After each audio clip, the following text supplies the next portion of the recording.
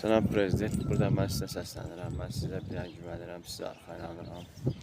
Mən deməli, kəşfiyyat və kəşfiyyat subyekti olmuşam. İkinci Qarabağ döyüşlərində yaralanan təxris olmuşam.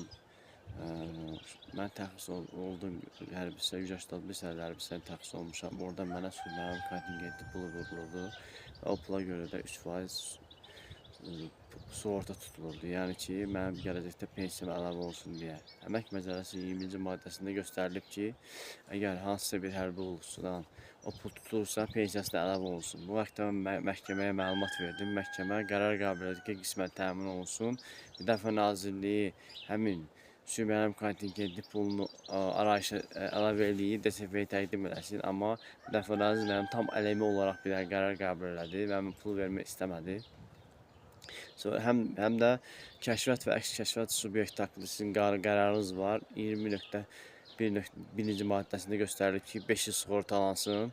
Mən bu vaxtda da məhkəməyə məlumat verdim. Məhkəmə Emin Abdullayev bu əmri, sizin əmrinizi kənara qoydu. Müdafiə Nazirinin əmrini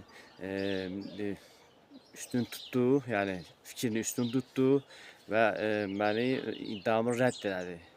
Kəşfiyyat və əks kəşfiyyat pulunu ala bilmədim. Xahiş edirəm mən kəşfiyyat pulumu, əks kəşfiyyat pulumu və sülhmənin kontingenti və birinci növbədə mənə verildikləri 36 aylıq məvacibdən sülhmənin kontingentinin pulunu kəsirlər. O da edir 17.700 manat pul. Xahiş edirəm, bunlar təmin olunması barəsində mənə köməklik göstərin. Artıq dərəcədə buradan sizə səslənirəm. Mənim başqa yerim, gümanım yoxdur. Mənə təzyiqlər göstərilir.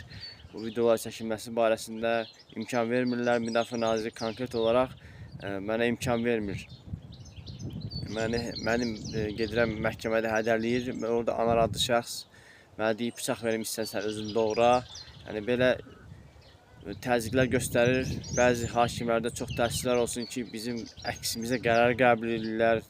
Sizin verdiyiniz fərmanı heçə sayırlar. Ona görə də xahiş edirəm, bu haqda qərar qəbul edin, göstəriş verin ki, haqq, ədalət öz yerini tapsın.